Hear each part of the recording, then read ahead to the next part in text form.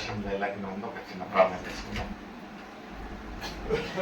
మమ్మల్ని అతి మిక్కిలిగా ప్రేమించిన మా ఒక ప్రియ తండ్రి, నీ యొక్క ప్రశ్నం స్తోత్రం ప్రభావ. ఇద్దరు ముగ్గురు నామచాల మధ్య అంశన దేవానికి గులారువేల స్తోత్రం.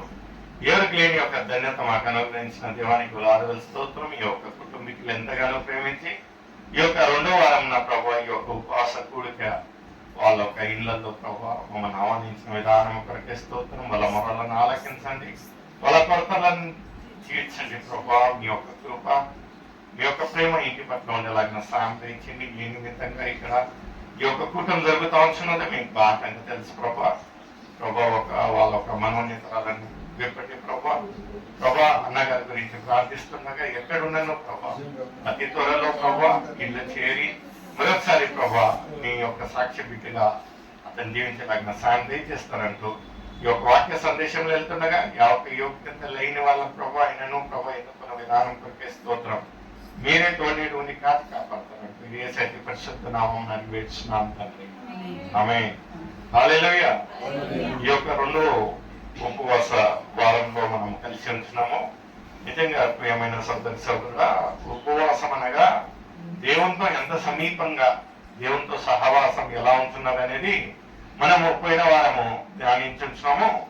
ఈరోజు మనం ధ్యానించే విషయం ఏముంటున్నదంటే, దేవుడు మనకు శ్రమలు కదా, దేవుడు మనకు శ్రమలు పెడతా ఉంటున్నాడు. ఎందుకు పెడతా ఉంటున్నాడు, మనకి ఎందుకు అవుతుంది ఇలా, ఎన్ని రోజుల వరకు ఇలాంటి ఒక శ్రమ అనేది మనము ఒక్కసారి ఆలోచన చేయాలంటే, ఈరోజు వచ్చినప్పుడు అక్కతోటి ఒక 10-15 నిమిషాలు మాటలు జరుగుతూ ఉంటున్నాయి. అక్క చెప్పే విషయం ఏమంటున్నదంటే, ఎన్ని రోజులు, ఎందుకంటే సుమారుగా 5 నెలల పాటు ఈ యొక్క శ్రమ జరుగుతూ ఉంటున్నది.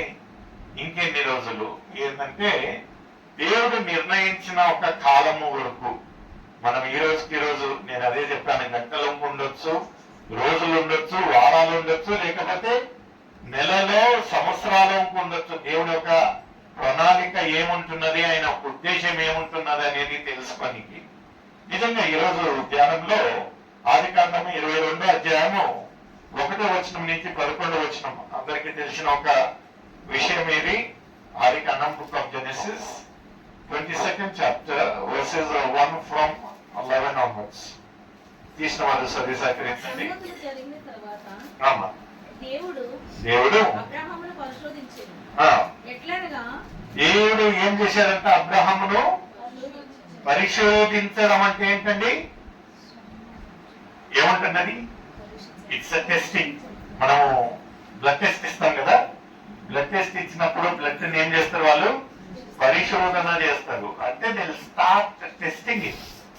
ఎలా ఉంటున్నది, ఈ యొక్క బ్లడ్ లో ఏమి ఉంటున్నది, ఏం ప్రాబ్లం అవుతున్నది అనేది పరిశోధన. ఇన్వెంటింగ్ ఇంకా ఒక రకమైన ఒక మీనింగ్ ఉంటుంది. అయితే పరిశోధనకు పక్క మీనింగ్ ఏముంటున్నదంటే టెస్టింగ్. ఇక్కడ దేవుడు అబ్రహాముతో ఏం చేశారంట, పరిశోధన. అబ్రహాము గారు ఏముంటున్నదని పరిశోధన చేశారండి. నిజంగా కదా, ఎందుకంటే స్నేహితుడుగా అబ్రహాము నా ఒక స్నేహితుడు అంటాడు. ఎంత ఇష్టకరమైన ఒక వ్యక్తిగా దేవుడు అబ్రహాం గురించి ఎంత గొప్పగా చెప్తా ఉంటున్నాడు. అదే రీతిగా అబ్రహాంకు ఇంకా ఆ ఒక విశ్వాసపు తండ్రి అంటాడు. ఎందుకంటే ఆ ఒక వృద్ధుడైనను ఏది ఏమైనాను దేవుడు చెప్పిన ఒక నిర్ణయించిన కాలానికి అతనికి సంతాన భాగ్యం దొరుకుతుందనే ఒక విశ్వాసంతో ఏం చేశాడు, ఆయన కొందరు నిలకడగా ఎంత చక్కగా ఉండే ఈ యొక్క ఇళ్ళ సంబంధంలో దేవుడు మళ్ళీ అబ్రహాము ఒక సంబంధంలో ఏమైతా ఉంటున్నారంటే, ఇక్కడ ఒక చిన్న టెస్ట్ ఎవరు పెడతా ఉంటున్నారంటే, దేవుడు ఎవరికి పెడతా ఉంటున్నాడమ్మా, అబ్రహాంకు. ఎలాంటి టెస్ట్ అనేది ముందు చూద్దాం, కొంచెం చదవండమ్మా. ఎట్లనగా చిత్తము ప్రభువా నేను, అప్పుడు ఆయన ఇక్కడ చూడండి ఒక మాట, దేవుడు ఏమంటా ఉంటాయంటే, నీకు ఒక్కడైనా, అంటే ఏకైక కుమారుని. ఆయన ఇంకా ఎన్ని రోజులకు ఎన్ని సంవత్సరాలకు పుట్టాడండి కదా. అలాంటి ఏకమైన కొడుకును ఇక్కడ తండ్రి.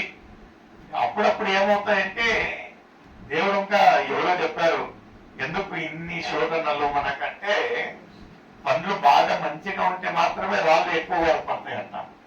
ఒక్కసారి ఆ చేదుతనం తెలిస్తే పండు గురించి ఎవరు రాయికి కాదు, ఆ దరిదాపులలో పోరు. అయితే ఎక్కువగా రాళ్ళు ఎప్పుడు పడతాయంట? ఫలాలు ఎప్పుడు రుచికరంగా బాగా ఫలిస్తా ఉంటున్నాయో, ఏదైతే అందంగా రమ్యంగా కనిపిస్తాయో అక్కడ మాత్రమే ఆ ఒక రాళ్ళు ఎక్కువ. అంటే మన ఒక జీవితాలలో మనం ఆత్మీయంగా ఎప్పుడు ఎదుగుతా ఉంటామో, ఎప్పుడు దేవునికి సమీపంగా పోతా ఉంటున్నామో, ఆ మూమెంట్ లో ఏమవుతుందంటే ఏదో ఒక అనుకోకుండా ఉండే ఒక శోధన. అకౌంట్ చెప్తా ఉన్నది 60 సంవత్సరాలు మా ఒక జీవితంలో 60 సంవత్సరాల వరకు ఎంతగా ఆయనను పట్టుకొని వచ్చింటున్నాను. ఇత్ತೀచిగా చూసము ఏమవుతుంది అని కొంచెం స్లాక్ వదిలేసేసరికి ఇంత ఒక ఏది కాబడుతూ అది అయిపోయించున్నది. నిజంగా మనం ఒక దేవునిలో ఆ ఒక ఆత్మీయంగా ఎలా పెరుగుతా ఉంటున్నామో అప్పటి వరకు అంత చక్కగా ఉంటుందండి కదా. ఇంకా అంత నీటి ఉందిలే, ఇంకా ముందు ఏం లేదు ప్రాబ్లం అనగా అప్పుడు హఠాత్తుగా అపవాది ఏం చేస్తాడంటే ఒక శోధన వచ్చేస్తుంది. ఇక్కడ ఒక అబ్రాహాము ఎంత సంతోషించారు ఆ ఒక కాలంలో, ఆ ఒక సమయంలో నాకు పుత్రుడే ఉండదని బాధపడతా ఉంటే దేవుడికి ఆయనకు అనుగ్రహించి అంత సమానంగా ఉన్నప్పుడు హఠాత్తుగా దేవుడు ప్రకటించి అబ్రహామా అని పిలిచి అబ్రాహాంకి ఏమన్నారంట, నీకు ఏకైన కుమారుని ఏం చేయాలా? ముందు చదవము. అనగా నీవు ప్రేమించు ఇస్సాకును తీసుకుని మోరియా దేశమునకు వెళ్ళి అక్కడ నేను నీతో చెప్పబోవు పర్వతములలో ఒక దాని మీద దహన బలిగా చెప్పాను. చూడండి ఎంత పిడుగులాంటి వార్త. ఇంకా బద్దలైతే ఏందినైనా ఏం చేశావు, ఏం చేయాలని చిత్తము తండ్రి అంటే ఈయనేమన్నాడంట, నువ్వు ప్రేమించే. అక్కడ ఎంత చక్కగా కొన్ని మాటలు అదే పనిగా ఏమంటా ఉంటున్నాడంటే ఏకమైన కుమారుడు, నువ్వు ప్రేమించే కుమారుడు. అంటే ఏదైతే మనకు ఎక్కువ ఇష్టకరంగా ఉంటున్నదో దేవుడు దాన్ని కోరినప్పుడు అప్పుడు టెస్టింగ్. మనకు అవసరం లేని విషయాలు ఏమన్నా అయినాయి అనుకోండి మనం పెద్దగా పట్టించుకోం కదా. మనకి ఎందుకంటే అది ఉంటే ఆటాకి 100 ఉన్నాయి కదా కాలం, అది ఒక్కటి పోతే పోయింది ఏం కాదు. అయితే ఏదైతే మనం ఎక్కువగా ప్రేమిస్తా ఉంటున్నామో అది కానీ ఆ వాళ్ళకి ఏమన్నా అయితే అప్పుడు కలిగే ఒక బాధ, అప్పుడు మన అసలు రంగు బయటపడుతుంది కదా. ఎవరైతే ఎంత చక్కగా సమాధానంగా నవ్వుతూ గీస్తూ మాట్లాడుతూ ఉంటున్నారో వాళ్ళకి ఇష్టమైనది ఏమన్నా కొంచెము నొప్పి కలిగిందో లేకపోతే ఏమన్నా జరగరాంది జరిగిందనుకో అప్పుడు ఇంకా వాళ్ళ విశ్వరూపాలు కనపడతాయి. ఇక్కడ అబ్రాహాము అంత చక్కగా ఉన్నప్పుడు తండ్రి అయిన యెహోవా ఏమన్నాడంటే ఈ యొక్క కుమారుణ్ణి తీసుకుని ఎక్కడికి వెళ్ళాలన్నాడు? మోరియా దేశంకి వెళ్ళి దహన బలి కదా అన్నప్పుడు ఈయనకి చాలా బాధైంది. అది నిన్న షో ముందు చదవమ్మ ఏమంటున్నది? తెల్లవారినప్పుడు అబ్రహాము లేచి తన గాడిదకు గంత కట్టి తన పనివారుల ఇద్దరిని తన కుమారుడకు ఇక్కడ చూడండి, ఒక అబ్రహాంలో ఒక విశేషత మనం ఏం చూడాలంటే మొదటి మాట వచ్చేసి దేవుని ఎందుకు అని అడగలేదు. ఎందుకు దేవా, నాకెందుకు తండ్రి, మన్నమన్నా కదయ్యా ఆయన పుట్టింది, ఇంకా ఎవరన్నా బిడ్డ, ఎందుకు అనేది ఏం అడగలేదు. ఆయన దేవుడు చెప్పంగానే ఇక్కడ ఉదయకాలం మనం ఏమన్నా అయినట్లయితే ఏం చేస్తాం తెలుసా, ఒక్కొక్కసారి కొంచెం టైం ఆలస్యం తీసుకుంటాం. ఏమైనా ఇచ్చేది ఉన్నదనుకో అలా 1 గంట తర్వాత వస్తారా, లేకపోతే 3 గంటలకు రాను, అన్నం తిని రాత్రి అంటాం, లేకపోతే టీ తాగిన తర్వాత చూసుకుందాం అంటారు. ఇది ఎక్కువగా మా పెద్దరాతితో నేను గమనించిన ఒక విషయం ఏమవుతున్నదంటే వాళ్ళ అమ్మాయికి పోతుంది, మధ్యాహ్నం కాంగ్రెస్ వస్తా ఉంటుంది, తర్వాత ఆ నుంచి ఫోన్ వస్తుంది అన్నం తిని వస్తా అని. సరేలే అనగానే మళ్ళీ 4 గంటల సమయానికి మళ్ళీ ఒక ఫోన్ వస్తుంది, చాలా వస్తాలే అని. తర్వాత మళ్ళీ 8, 7, 8 అయ్యేటప్పుడు ఇంకా ఇంత వస్తున్నారు, అన్నం తిని వస్తలే.